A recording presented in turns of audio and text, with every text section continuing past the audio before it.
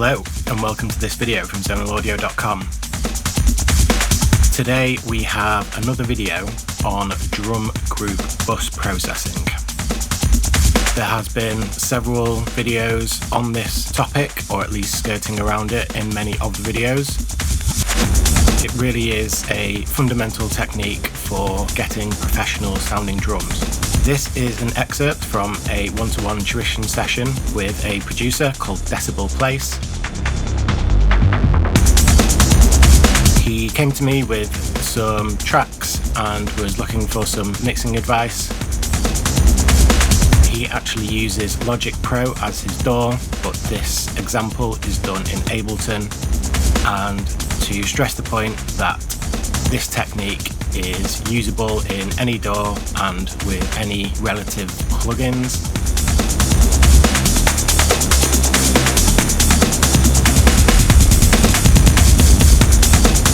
In this example we use Soundtoy's Decapitator, TDR Kotelnikov and FabFilter Pro L2, but any saturation, compression and limiting tools will do just as good a job.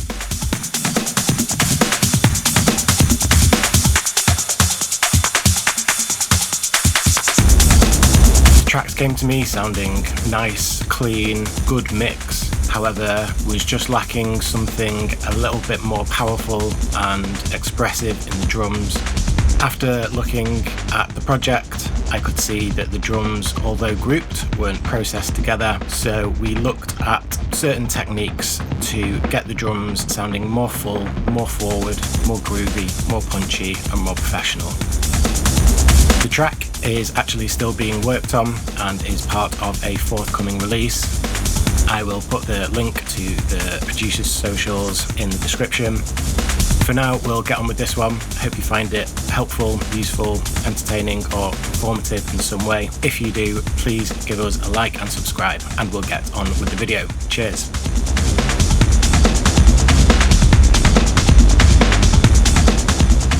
Yeah, I feel like generally the drums could be a bit punchier and hit a bit harder.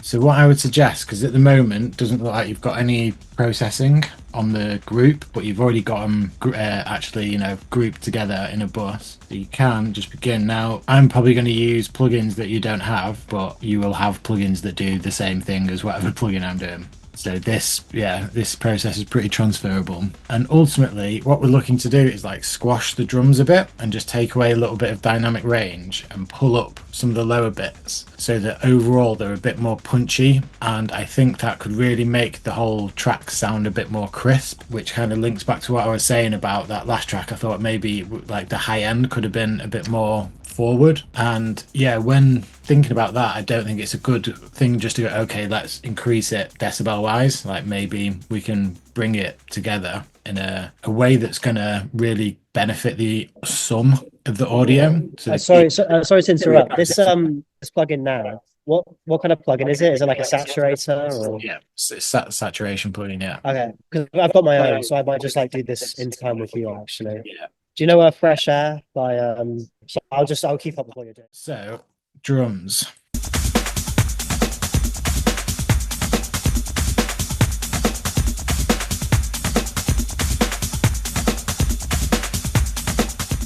So just take note of the waveform and the kind of up and down that we've got here. Essentially what we want to do is chop off some of the tops and lift up some of the lows. I'm going to do that with saturation, maybe EQ, compression and limiting. So yeah, the first port of call is just to see how all of these drum elements sound when they're absolutely like blitzed into a saturator of any sort, and then pull back until you get the sweet spot.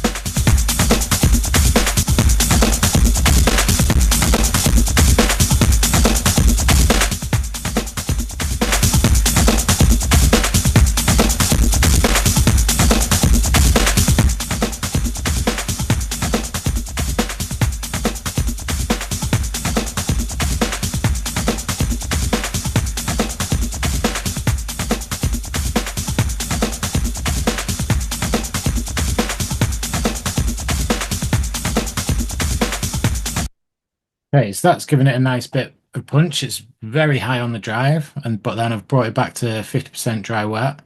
Usually I keep it 100% wet and just back off the drive, but I was liking how that felt. But I need to make sure that I'm not adding gain here.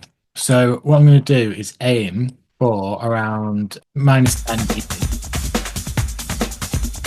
In fact, because there isn't such a heavy kick, where we were.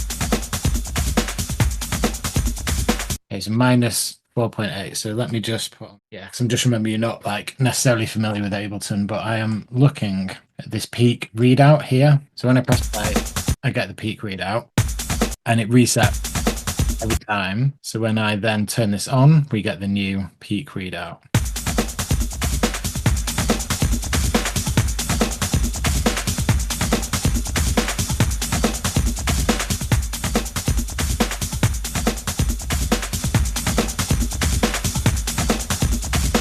Okay, so that's technically getting quieter by 1 dB peak. To my ear, it sounds louder. So here's where this starts in the kind of psychoacoustic trick of the mind and what we can do with certain processes just to make things just kind of dance and jump out a little bit more.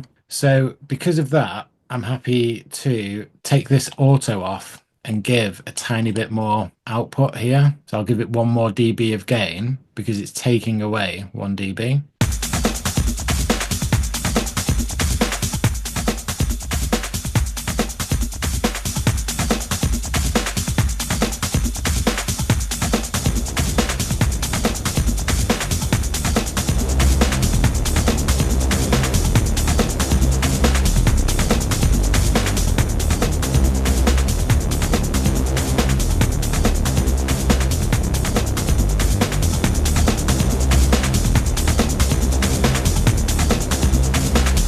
Obviously, there's very stylistic choices to be made here about that kind of saturation. I'd go with that. It sounds crunchy and crispy and tiny bit maybe too over the top, but I like what it's doing. I don't have the rest of the track to consider, but I think that will make the drums cut through more so. So yeah, saturation in itself is a rudimentary form of compression. Let's take a look at that now we've recorded that.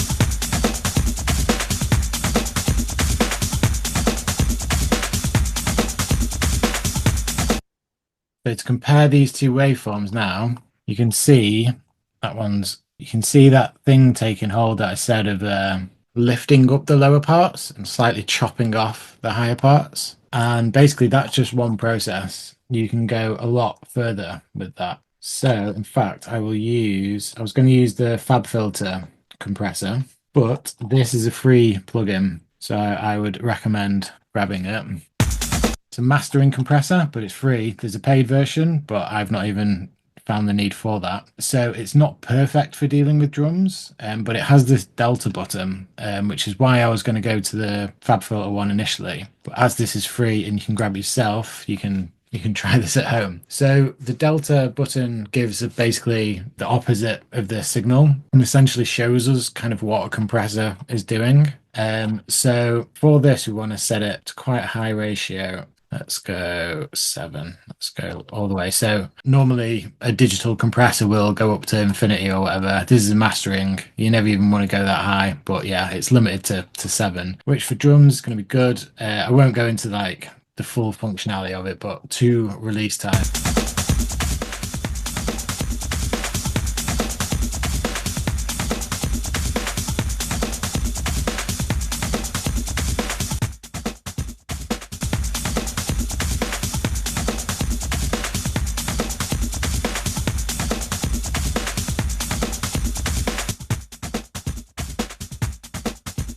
That shows us where the attack and the release time is actually taking hold, and you can hear it kind of injects some groove.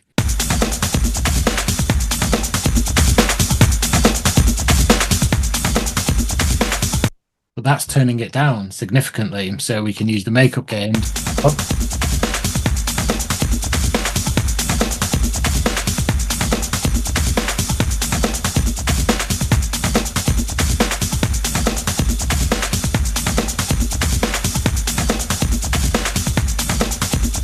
So what I'm noticing on speakers here is like I like the energy that it's given, but it's taking away quite a lot of the lows there. So we could increase this so that the cutoff frequency to which the compressor is acting is getting higher. So essentially it's ignoring the sub-ear.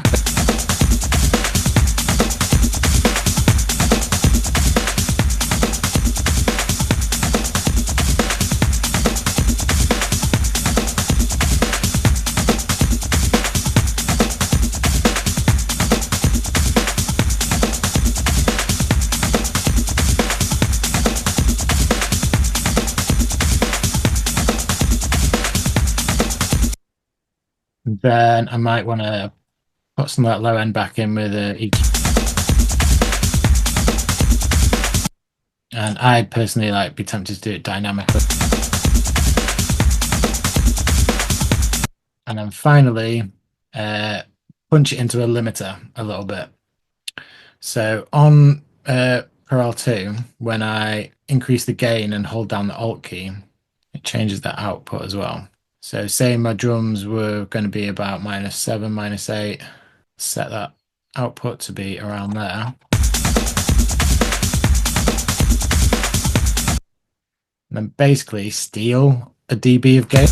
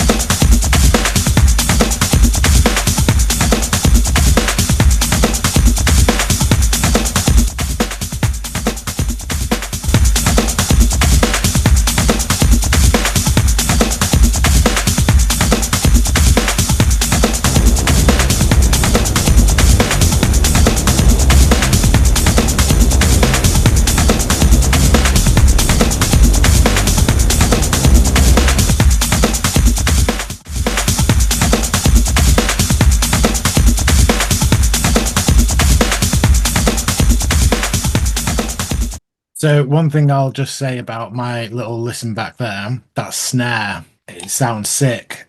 There's a different tonality of the snare on the 2 and 4. And yeah, that was, that processing has really brought that out. So you can see we're not increasing the overall dB. We're not increasing the peak volume. We're making it sound louder. This is extreme example. You could just do, a little bit of saturation and a little bit of compression, and you'll still get a bit more body and bounce and groove to the sound. So yeah, I hope that makes sense. Is that helpful? Yeah, no, I'm gonna go home and do this when I get the chance. If it makes, yeah, no, that made it sound like really, really good. And you're right about the snare. I didn't even realize that. I didn't. And then that last listen, I was like, oh yeah, that snare's really popping through. And we've crunched it quite a bit. Like, that is heavy processing.